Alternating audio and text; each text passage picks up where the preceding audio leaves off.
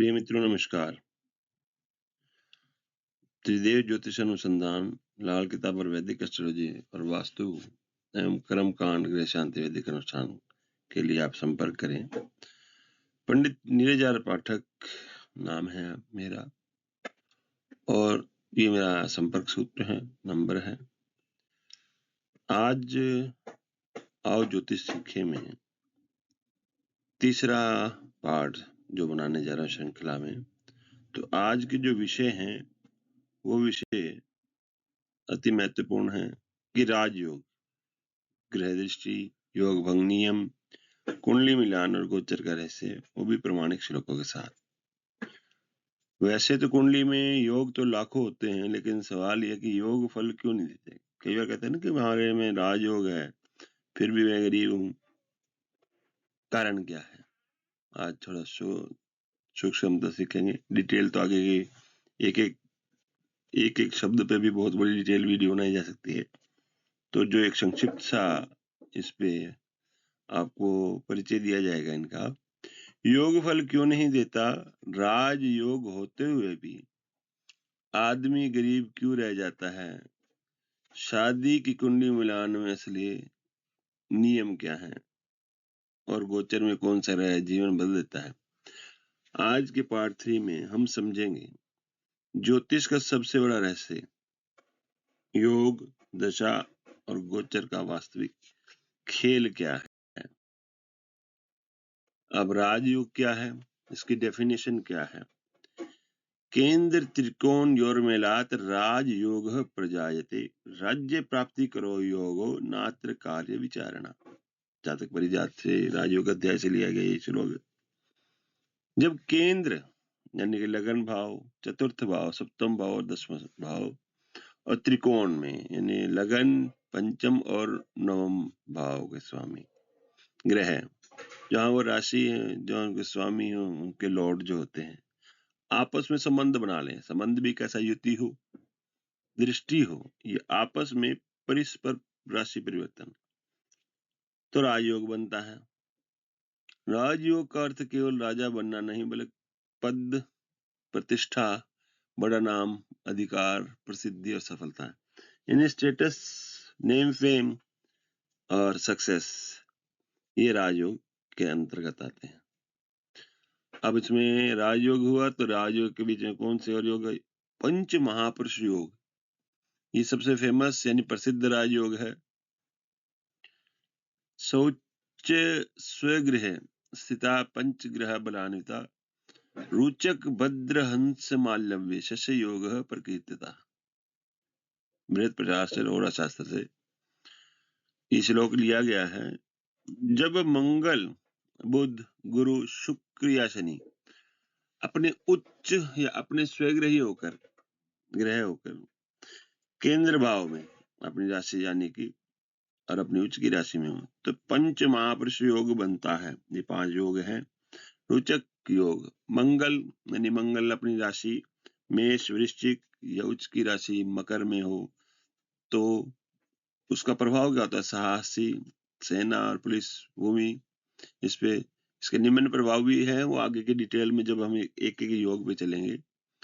तो भद्र योग भी वही, बुध यदि अपनी राशि में, मिथुन, कन्या या फिर कन्या जो उच्च की राशि है उसमें बुद्धि, व्यापार, प्रशासन अच्छा योग है। ये भी हंस योग, गुरु अपनी राशि में, धनु, मीन में या कर्क उच्च की राशि में हो। मालव्य योग, शुक्र यानी कि शुक्र अपनी राशि वृष में हो, तुला में हो या उच्च की राशि जो मीन है उनके 12वें भाव में उच्च का माना जाता है ना, ये ध्यान रखे तो आसान सा हो जाएगा, उच्च याद रखना।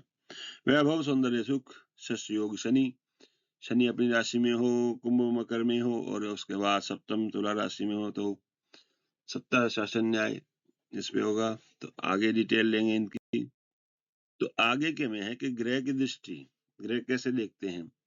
सर्वे ग्रह सप्तमं पश्यन्ति निश्चयेन, विशेष दृष्टि को शनि गुरुणाम प्रकीर्तिता। वैसे राहु केतु की भी होती है, लेकिन श्लोक में कुछ यानी मंगल, शनि और गुरु को ज्यादा ध्यान दिया गया है। ये तो निश्चित है कि सप्तमं पश्यन्ति निश्चयेन, कि 7वीं दृष्टि से देखते हैं सभी ग्रह, लेकिन ये जो 3 ग्रह जो विशेषकर मंगल, गुरु, शनि है, इनको एक विशेष दृष्टि भी दी गई है।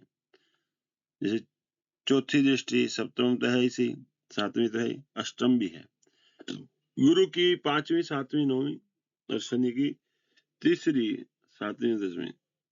ये आपको ध्यान रखना है कि इनका भी प्रभाव पड़ता है। और देखो, दृष्टि का अर्थ है ग्रह जिस भाव को देखता है वह अपने प्रभाव डालता है। अब ग्रह दृष्टि का असर क्या है? यत्र दृष्टि शुभा तत्र फल वृद्धि प्रजायते, पाप दृष्टो विनाश स्याद बाधा च दुःखमेव च। यत्र दृष्टि शुभा तत्र फल वृद्धि प्रजायते। यदि किसी भाव पर शुभ ग्रह की दृष्टि हो, याद रखना शुभ ग्रह की, तो उस भाव में वृद्धि और शुभ फल मिलते हैं। और यदि पाप ग्रह की दृष्टि हो तो बाधा, विलंब और संघर्ष आता है। योग भंग नियम, अब योग भंग भी हो जाते हैं। योग क्यों टूट जाते हैं? उसका नियम क्या है? नीच गृह युते योगे न फल प्राप्ति कदाचन, अस्ते व पाप पीड़ायाम योगो भंग प्रजायते। कई बार कुंडली में राजयोग होता है लेकिन फल नहीं मिलता, क्योंकि ग्रह नीच का हो, यानी निम्न में चला जाए, ग्रह अस्त हो, ग्रह पाप ग्रह से पीड़ित हो, ग्रह शत्रु राशि में कमजोर हो, योग की दशा ही ना आए। इसलिए ज्योतिष में कहा गया है कि योग से ज्यादा जरूरी है ग्रह की पावर, ग्रह की शक्ति। तो ये आपको ध्यान रखना है, नोट कर लीजिएगा। नीच भंग राजयोग क्या है? नीचोपी ग्रह केंद्रगतो उच्च स्वामी समीपतः शौच दृष्टि युतो वापि नीच भंग प्रजायते। धृतराष्ट्र होराशास्त्र नीच भंग अध्याय से।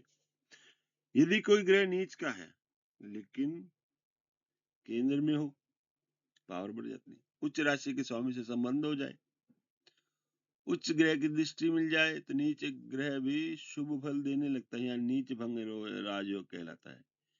कई महान लोग इसी योग से ऊपर उठते हैं। ये ध्यान रखना कि योग भंग जहाँ होता है, लेकिन नीच जो कई बार ग्रह नीच राशि में, नीच भाव में बैठ जाए लेकिन राशि अच्छा, केंद्र से संबंध हो जाए उच्च की राशि में, यानी कि अगर सप्तम सूर्य है और वो सिंह राशि में हो, अपनी उसकी राशि से पावर उसकी बढ़ेगी, तो सूर्य कॉन्फिडेंस तो दे ही देगा, अहंकार तो देता है। सप्तम में गृहस्थी में थोड़ा दिक्कत है लेकिन उच्च का दे जाएगा, वर्गोत्तम बता देगा।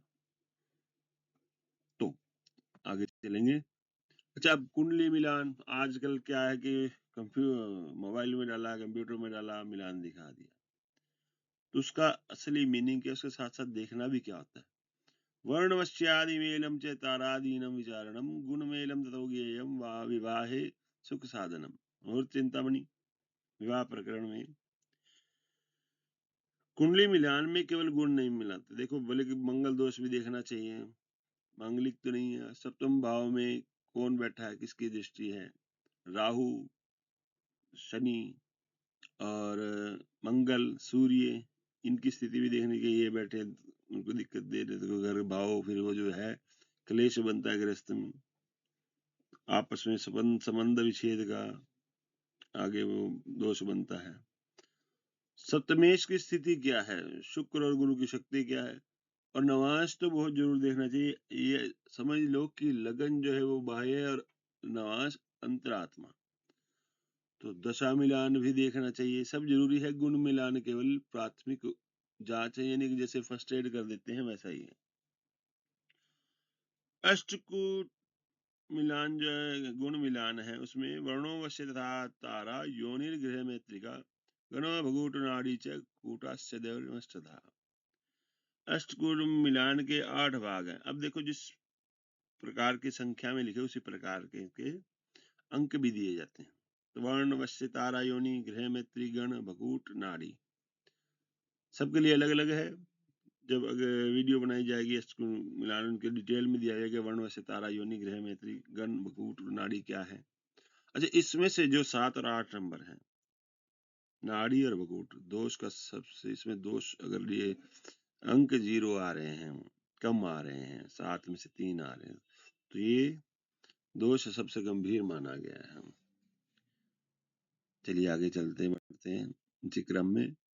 गोचर करे से ट्रांजिट सीक्रेट, जन्म कुंडली स्थितम यद्यत् फलम कथ्यते बुधै गोचर स्थिति गृहस्तु तस्य जागरणम भवेत्। जन्म कुंडली में योग बनना एक बात है, लेकिन योग का जागना दूसरी बात है। ये ध्यान रखें, जागरणम भवेत गोचर स्थिति गृहस्तु तस्य जागरणम भवेत। योग को जगाता है गोचर।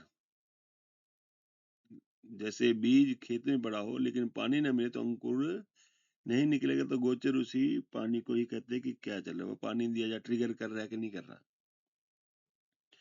सबसे शक्तिशाली गोचर कौन सा है? शनिश्चरस्य गोचरे महाफल प्रदः कालः गुरोर गोचर संयोग भाग्य विदृढ़ संशय। फल दीपिका में से लिया गया श्लोक। गोचर में सबसे प्रभावशाली माने जाते हैं शनि का गोचर। इसमें कर्म की परीक्षा होती है।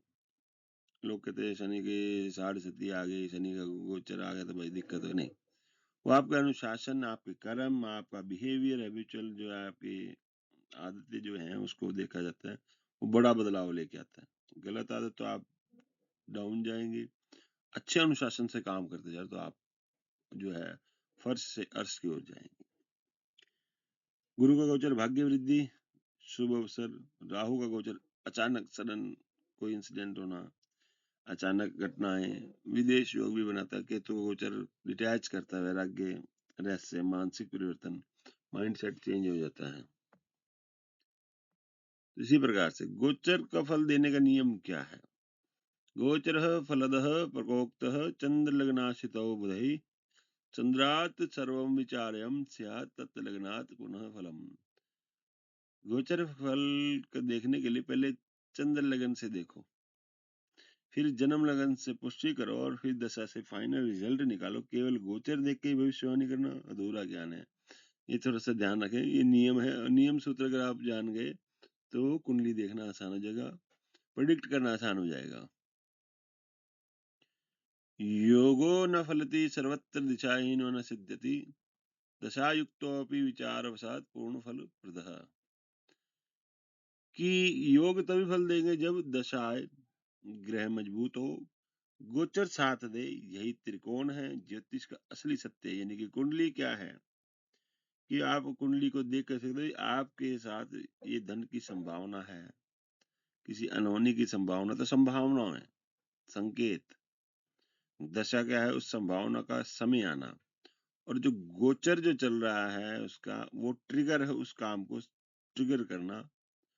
यानी कि उसको ये मान के चले कि इसका संभावित घटना वो घटना होना, वो गोचर में रहता है। अगर आपको यह पाठ 3 ज्ञानवर्धक लगा हो तो लाइक करें, सब्सक्राइब करें, कमेंट में लिखें कि हमें पार्ट 4 चाहिए। पार्ट 4 में हम कवर करेंगे काल सर्प दोष, सच या झूठ। देखो आजकल बहुत इसके आपस में जो ज्ञानी जन हैं आपस के थोड़े से मतभेद है इस पर। पितृदोष क्या है? पितृदोष शनि 6.5 इसमें 6.5 में शनि में थोड़ा सा ज्यादा ही कुछ डराया जाता है। वो मैंने पीछे भी बता दिया कि शनि के में कर्म की परीक्षा ही होती है और अनुशासन देखा जाता है, क्या वो फल देगा तो परिवर्तन होता है। राहु केतु के रहस्य क्या है और लाल किताब के उपाय क्या हैं, आप ये छोटे से जो मेरा प्रयास है, ज्ञानी जन और जो विद्यार्थी जन हैं, महानुभाव हैं, इनके भी सुझाव का स्वागत है। अगर यदि कुछ आपको लगता है कि इसमें कुछ इफ एंड बट है, कुछ है, तो वो भी आप मुझे, कोई त्रुटि हो तो आप मुझे सुझाव दे सकते हैं। जय श्री महाकाल, जय श्री राधे, ओम नमो नारायण। आप